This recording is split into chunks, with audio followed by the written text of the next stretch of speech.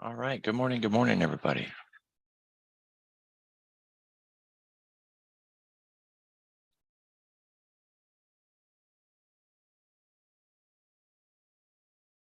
So we really have a light day, and it seems like the market is waiting on a catalyst. There's really not a whole lot when you take a look at what's going on out there.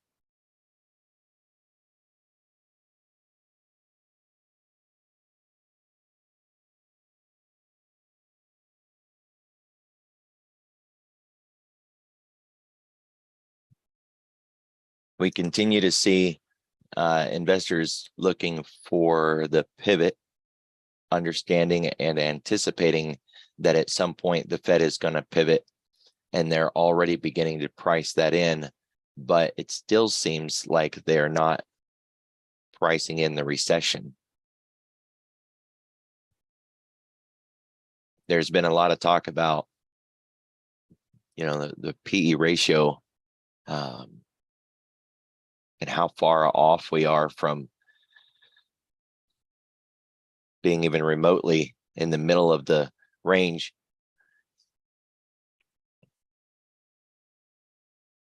China lockdown is going to be a big deal. I mentioned this before, how if they were going to go back into lockdown, it would have a reverberating effect through the marketplace.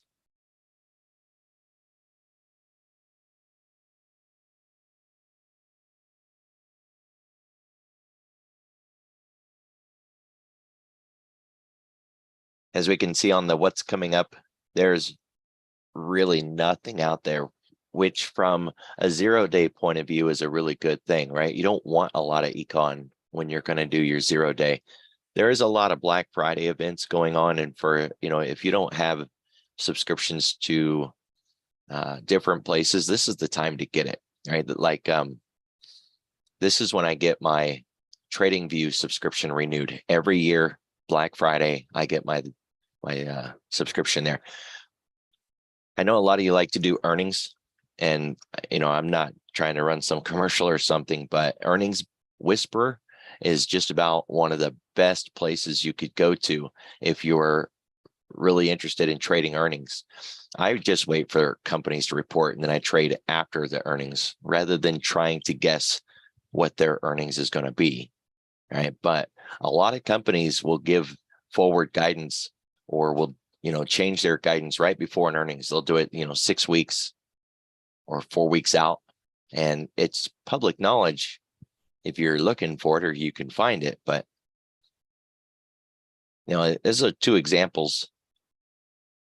It's a really good time to be on the lookout for the tools we use. Yeah.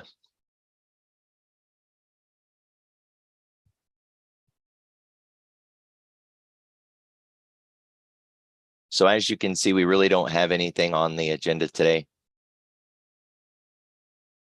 and it will be a shortened day. It's not a full trading day.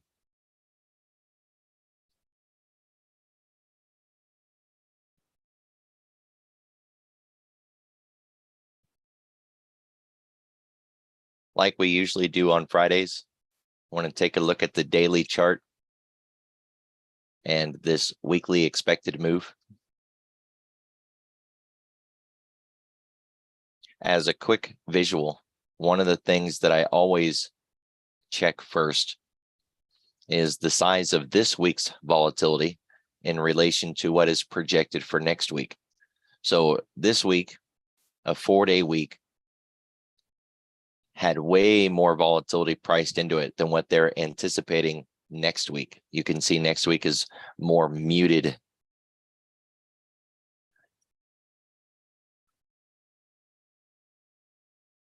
This really seems to be a market waiting on a catalyst, it kind of hold my beer and watch this kind of thing.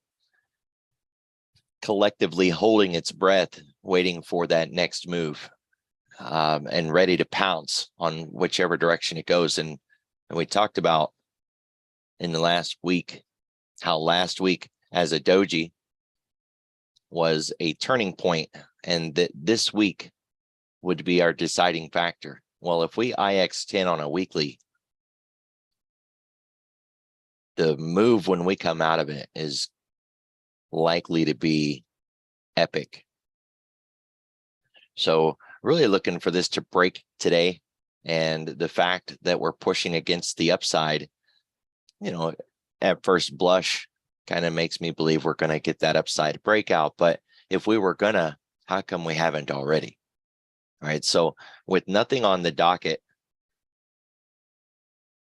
to provide a catalyst, what's going to drive this market to finally break out of that top side range at 41.50 or 40.50, excuse me, and start working through this year-to-date VWAP, which is that cyan line there.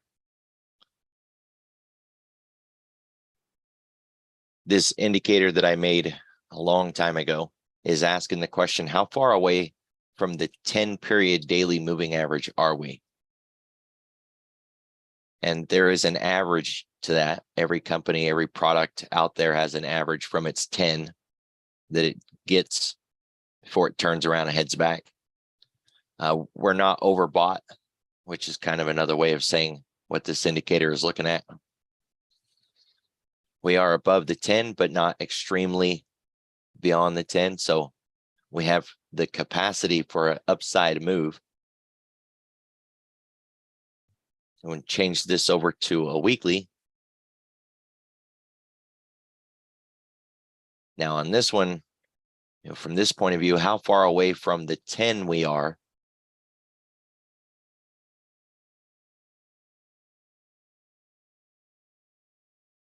We're at 3.5%, and that's right about the average turning point. You can see that there was times we went higher than 3.5%, but they haven't been very frequent, and they're usually tied in with something extreme like that July-August rally that we had, or the March FOMC when we ripped and broke back above that anchored VWAP. So there has been a few times where we went beyond 3.5, but we're overbought from the weekly point of view.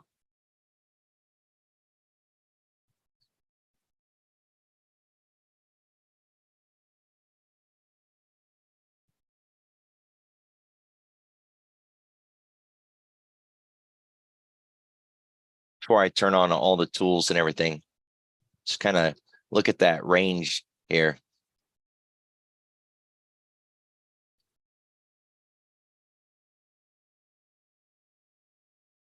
$39.50 to $40.50.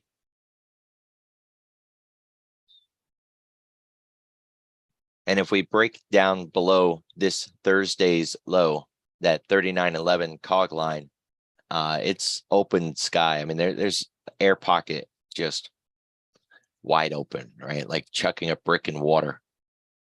So if we break below that, we're likely to move very fast through that zone to 37.50. So you're talking about a 200-point drop or a 150 point, because it'd be around 3,900 when we break.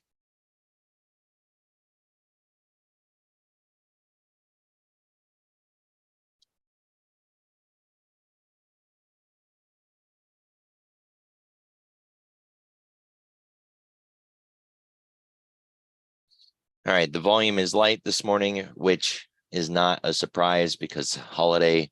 So yes, it is light according to our metrics, but we understand why it's light, so it's no big deal. We turn that off. We don't need it anymore. We are above the pivot point. We haven't touched it yet. That makes it an MDP, missed daily pivot. It's not my strategy. I didn't make it. I didn't design it. I have nothing to do with it other than I know that there is a strategy called an MDP. It's a pretty interesting strategy. I don't trade it, but I definitely use it in my analysis. Right? It's a perspective that a market generally hits its pivot point around 80% of the time. So when it doesn't hit that pivot point, it kind of stands out a little bit. It's doing something outside the norm of its probabilities. It's worth looking at. If you were to Google it or search it on YouTube, I'm sure you'd find at least one video talking about missed daily pivots strategy.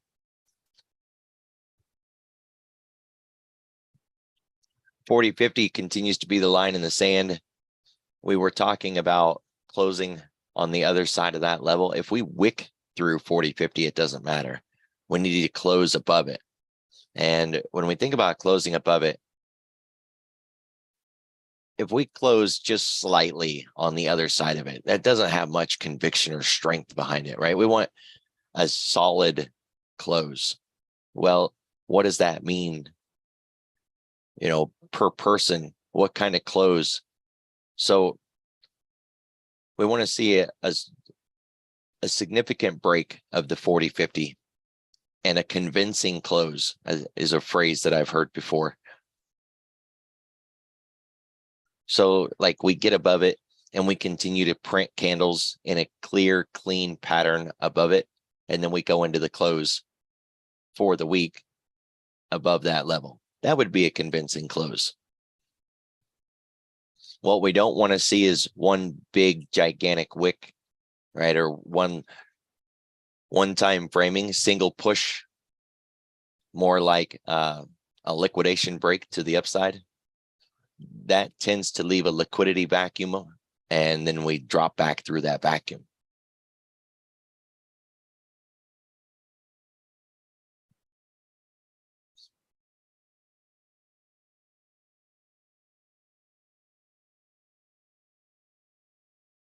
We've got a 2% ADR. It's an average daily range. I had someone asking about that the other day.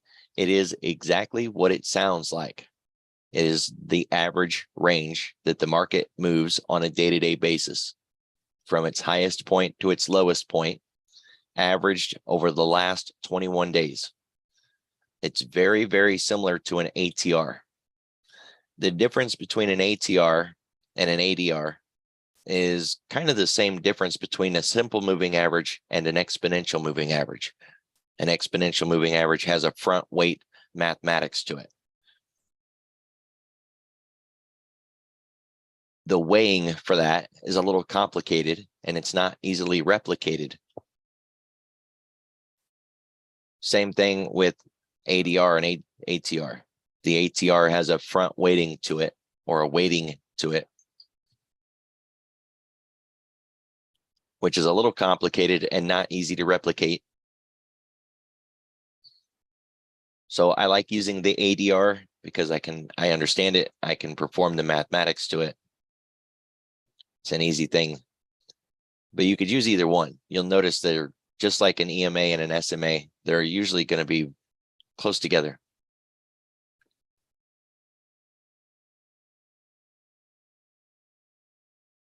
We're flat this morning. We are very close to zero. We did kind of drop off earlier in the morning, but we've brought it back in again.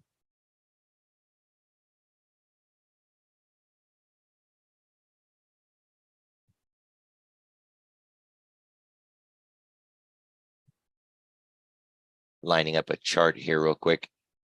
It looks like we had a little bit of shenanigans out of the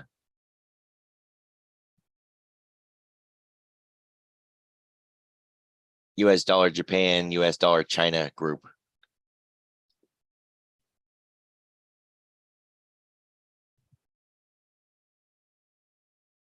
Yep, right around 4 a.m. this morning, US dollar Japan and US dollar China broke to the upside, sending the ES down right there to be a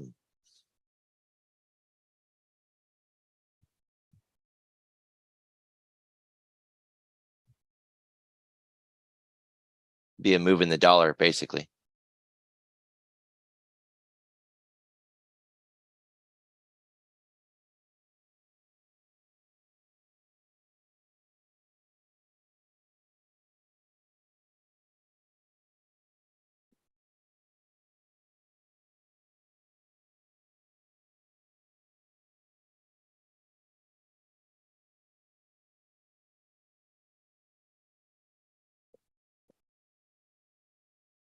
right? So you can see the dollar making a little bit of a move there, correlates with the move here. You want to keep your eye on the dollar today. It's going to directly affect what's going on in the S&P. And of course, when we say that, watch the dollar. What's moving the dollar? Well, it's very likely one of the FX pairs. So there's not a lot of them that are important enough or big enough to really drive the dollar around like that. So US dollar Japan, US dollar China, US dollar Canada, Euro dollar, and then British pound dollar. I think those 5. It's not a lot of markets. See which one of those is bullying the dollar so you can recognize if the dollar is going to pivot and turn, flip around, push the other direction, which will affect the S&P and the NASDAQ.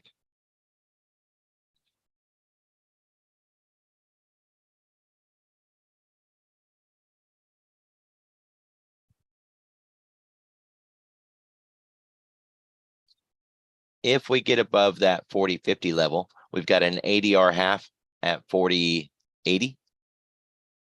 And then we've got the ADR full at 41.21. We don't have a market maker move. So just that 2%. And we've certainly had enough of those 2% moves this year that we could make another one really easy, right? That's not very far in the grand scheme of things. To get there, there is a cog line at 41.11. So you'd want to be aware of that. And then, of course, the roundy at 4,100. To the downside, we would first focus on our own Globex low, then the daily pivot, ADR half at 4,000. Or excuse me, at 39.97, and then the ADR full 39.56 with the weekly pivot point 39.78.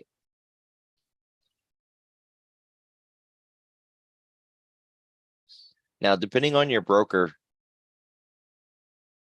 these 2 candles from yesterday and today are likely going to be tied together when you're out on the daily time frame. It's going to be a little weird like that.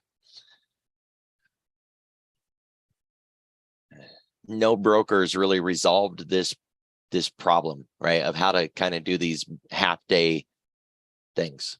When it comes to pivot points, yesterday's cash open is not something that I really consider useful today.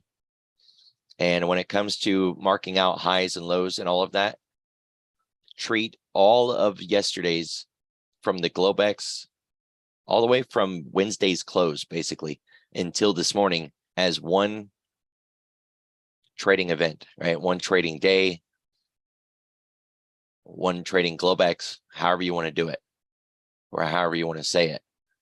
So as far as I'm concerned, from the close Wednesday until now, that's all one thing.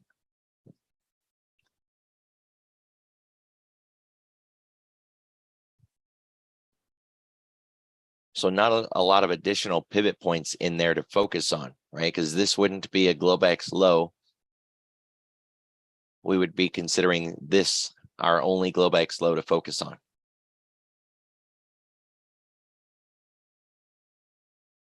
It's a little weird, but you kind of get used to it. Thankfully, there's only so many holidays a year, right? It's not like we got a ton of them.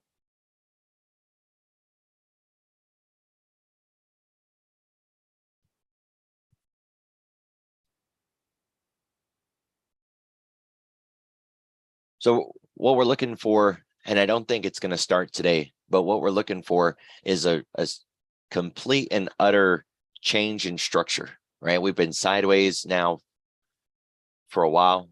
The market is not going to do that forever. It is going to make a decision and then start pounding the table to see that decision come to life, right? So we want to get out of this wishy-washy market state and see a definitive move in one direction or another. So a move to the downside with conviction, with flow and all the tools behind it showing that we're solidly and decisively making moves to the downside, or a good, strong, solid breakout with all the breadth and volume behind it, and we leg up into a new level and we start working on that end of year Santa Claus rally.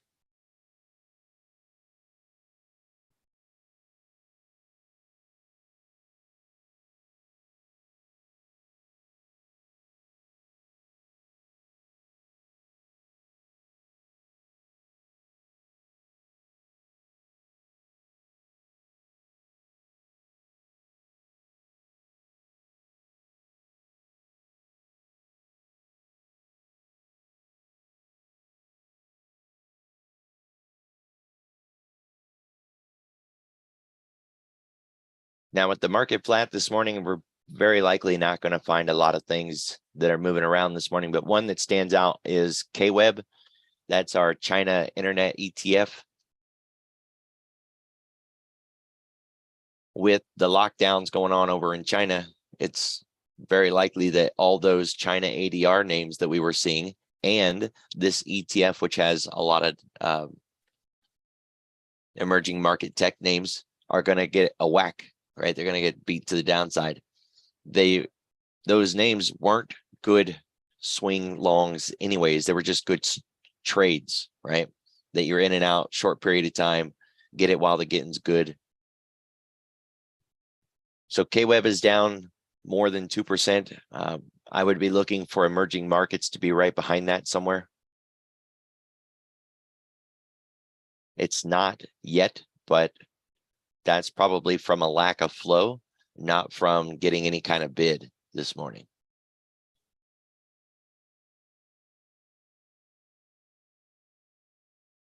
And then Nat Gas is down.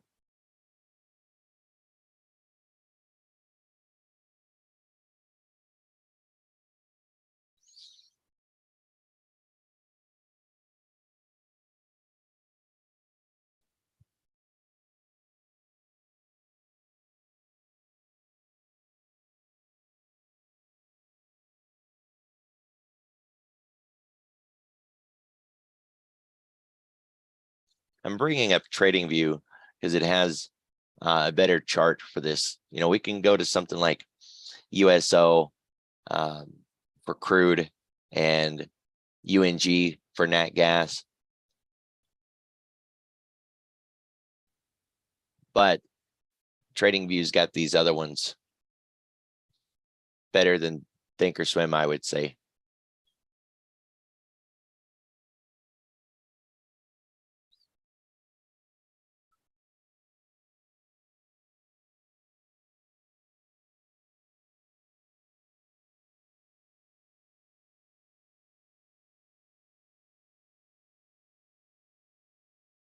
So we got this Busby on nat gas, and we're down on nat gas this morning.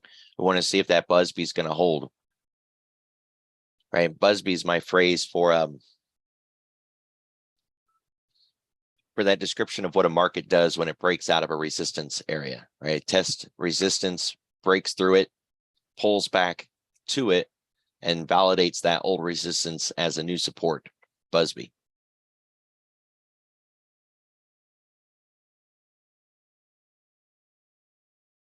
So if we think of that range that we were testing, that we broke out of, doesn't have to be perfect, but somewhere around that 710 area. Once we get that breakout, look for the rollover.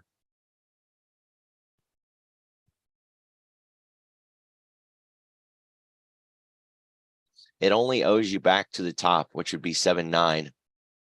And what we really don't want to see is a break back down into the box. Now we can wick down in there and then come back out again, but we wouldn't want to see a solid close down below that box.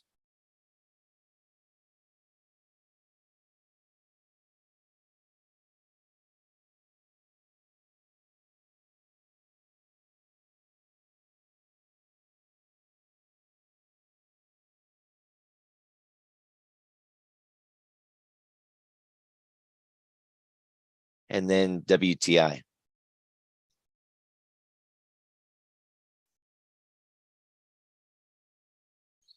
That nice double bottom.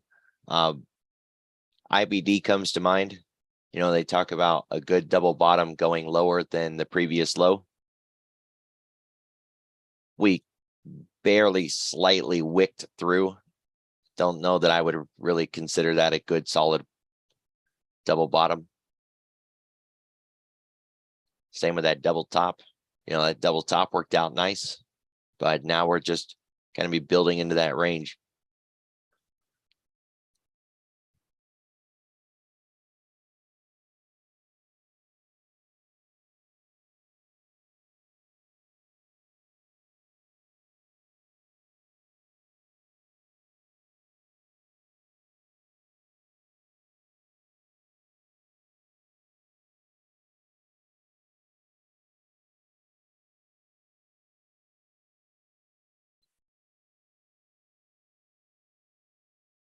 All right, so we're coming up on some critical levels, and it's what I've been using on the intraday for the ES and in the SPX when I'm trading in there.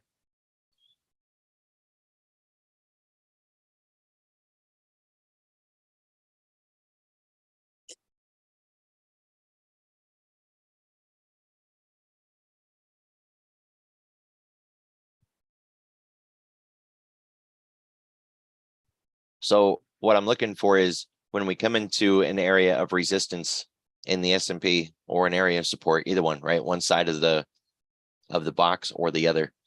I'm watching the pairs to see how we come down into an area at one of my pivot points.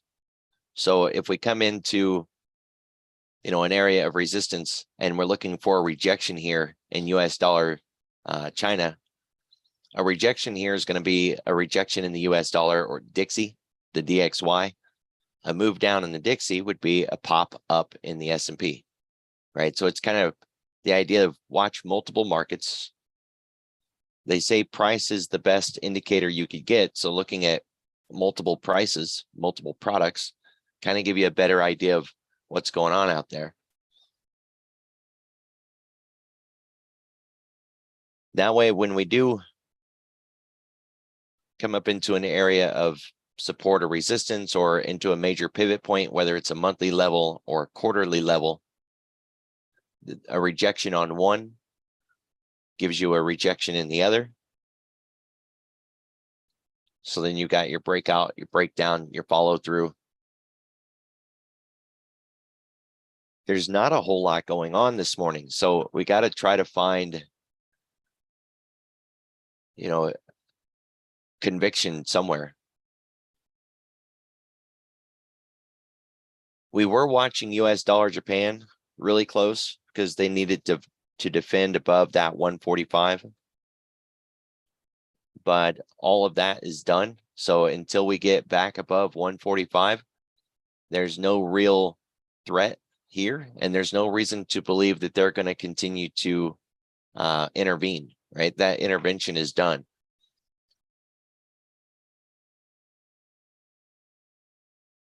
Now, there was talk about crude this morning. We've seen that on Bloomberg and a few other places that crude is in the public space, right? Everybody's kind of looking in that direction. US dollar Canada is a great proxy when you're looking at crude.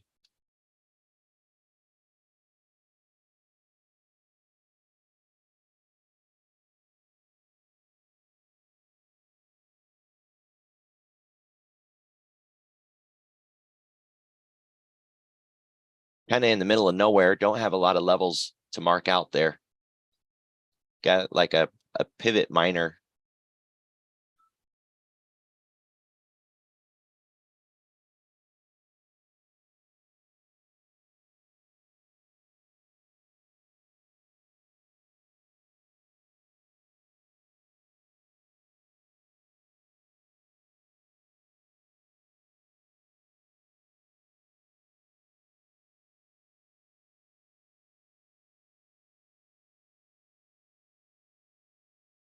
So we had an inside weak breakout, which failed, put us back inside the box. With a half a day left, I don't see that we're going to get outside the box today, but that leaves us IX10 for next week.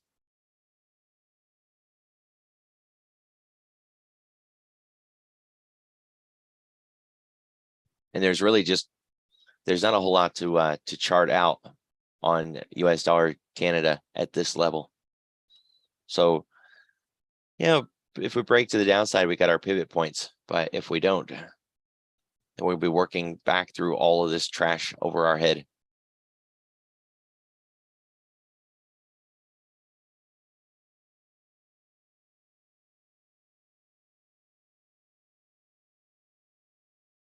We talked about VIX the other day. Nothing's changed in there on that point of view. You're still going to want to get, if you are looking for a hedge, you're going to want to trade as close to the money as you can. Don't really go out of the money a long ways. They're cheaper, yes, but they're cheap for a reason, right? The payout probability is a lot lower.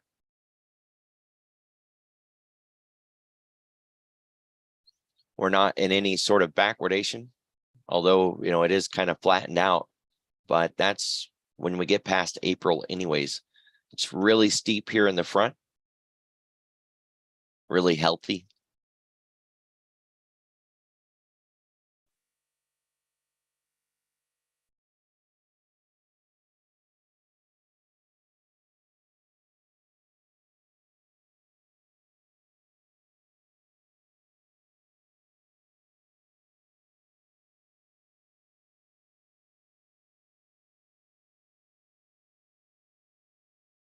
Tesla is up this morning.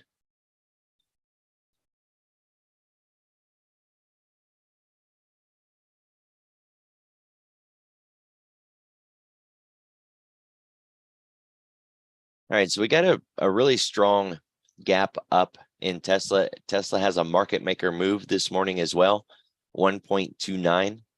So the ADR is nearly 6%, and they got a market maker move of another 1.3. So this has the capacity to really make some moves, measurement wise. On a weekly, we're setting up for a trendline breakover, TRB.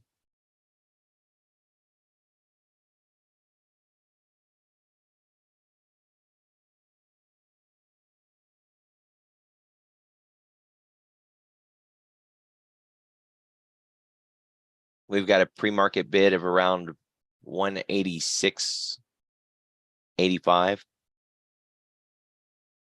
which would put us somewhere right in here.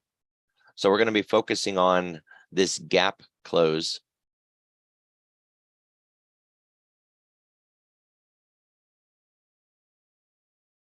As a rejection point.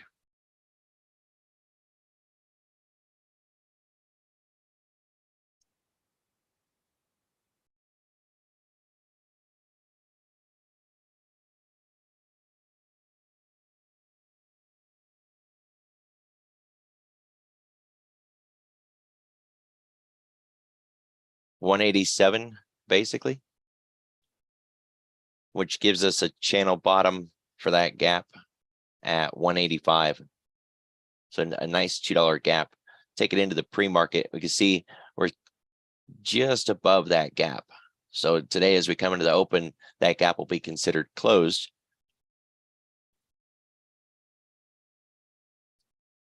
And then we'll focus on the next one.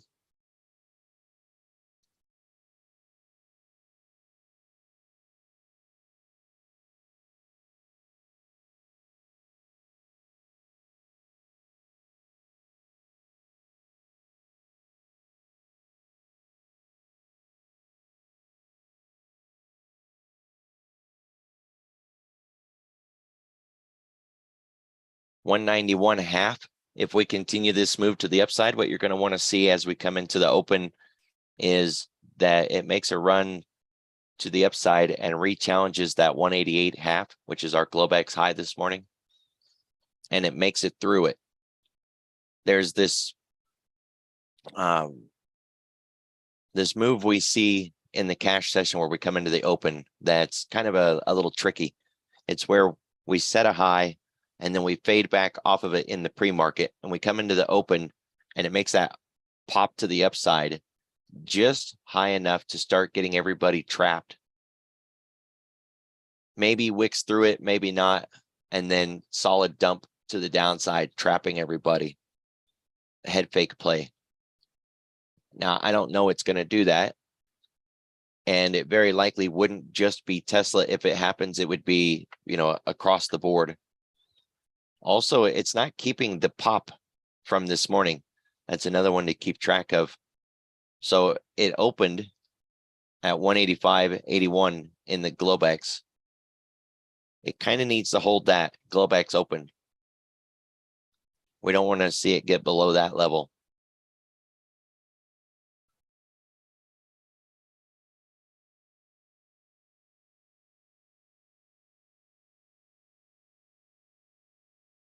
So look for a head fake there. That will be right against our trend line resistance.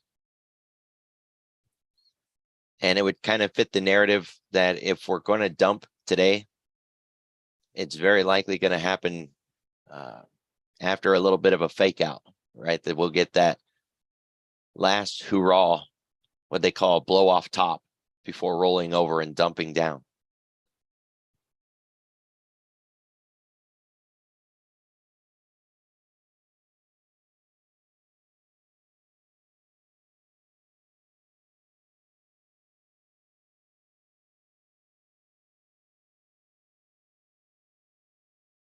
Now on the S&P, names that are positive, we got Tesla, of course, but two of the other names are energy markets, Chevron and Exxon.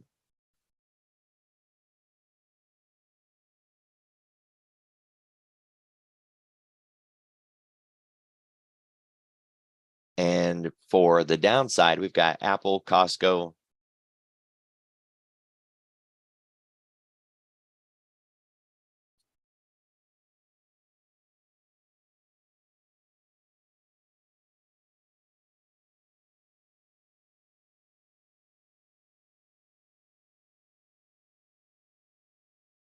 it's usually an easier way to do it. Those monsters of tech names stand out this way. See, the bigger the box, the more that they're one of the monsters of tech. So Apple, Microsoft, Google, big boxes, they stand out. NVIDIA's on that list of monsters. And then Tesla, Amazon. Meta's still on there, although it doesn't necessarily fit the qualifications of a monster anymore. Still in the list.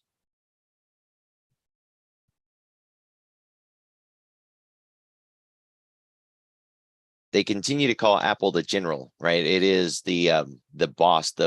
It's one of the last few holdouts for any kind of capitulation. And as long as we continue to see articles that discuss buying at these lows, then we're not going to get that capitulation sell-off that we need.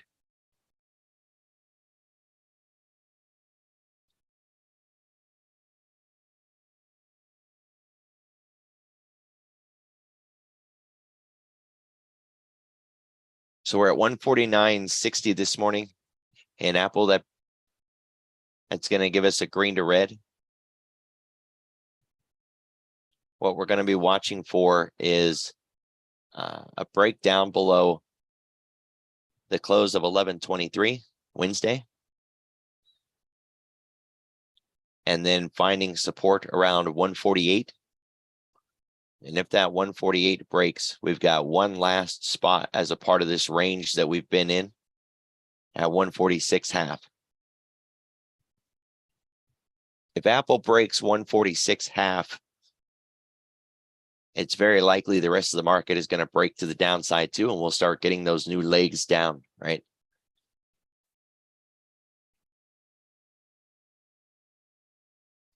We're still in that, we're looking for the end of the year roadmap, right? And it's not going to take very much longer before we get that big picture point of view. It's not just on a day-to-day basis. It's what are we going to do into the end of the year? Are we going to get that Santa Claus rally and a march up towards the 4100s, 4200s in the S&P? Or are we going to break new lows on the year and go into the end of the year at new yearly lows? I don't think it's all going to start to get decided this morning.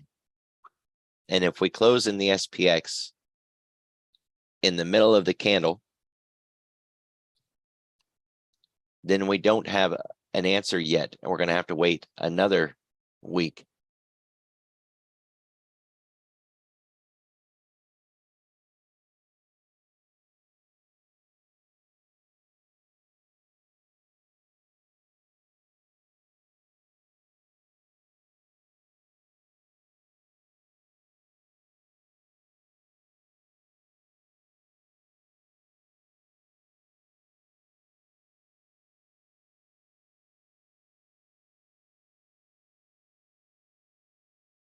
So Microsoft is down slightly this morning, nothing compared to Apple.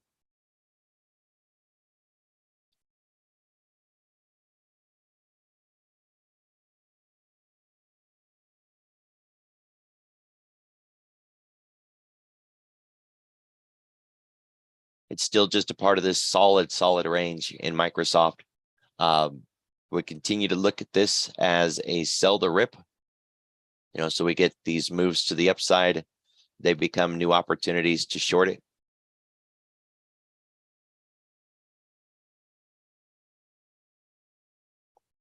I would be careful with the test of the 250 area. We keep kicking on the door like this, it's very likely to open, or they're going to give up and we're going to finally start breaking to the downside. So Microsoft below 240.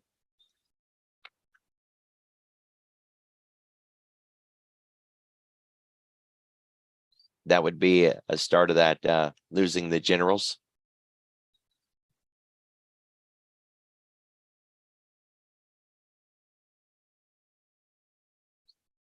We still have this gap to close here in Amazon.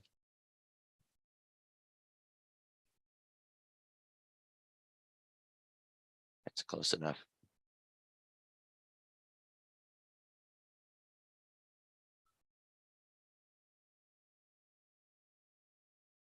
And Amazon's basically flat, so it hasn't really done anything this morning either way.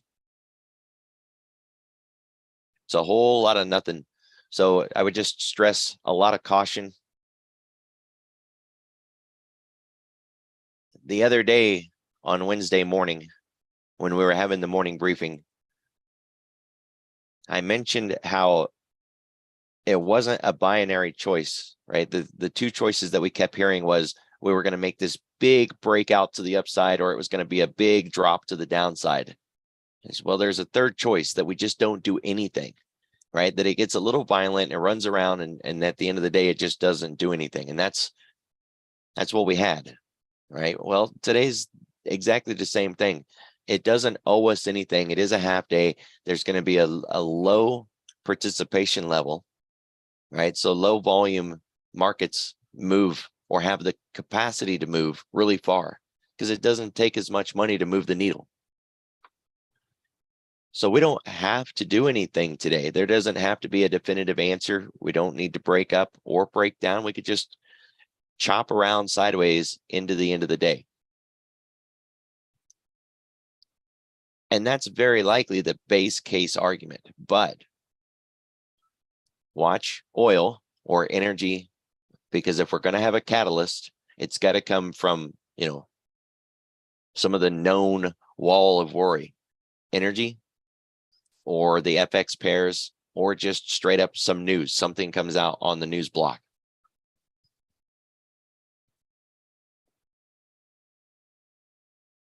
That way, if you do start to see a breakout, you should be able to match it to one of those three things. Either an FX pair is on the move, crude is on the move, or some really big news came out. Without that, and we start to break out, it's just shenanigans, right? It's just low volume push. Otherwise, everybody enjoy your weekend, and come back in Monday, hopefully resolving this doji that we've been in. I will be writing up, as I have been, a weekend report, or kind of a weekend point of view. Sometimes I update this in the middle of the week, if something significant has happened, but otherwise, what I write on the weekend generally lasts until the next week. I always put a date on it so you know the last time I updated anything.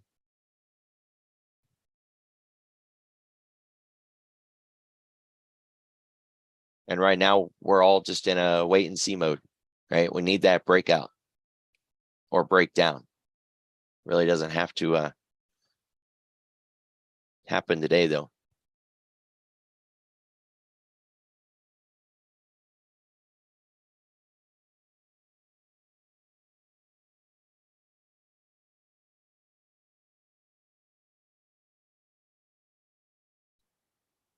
All right, everybody.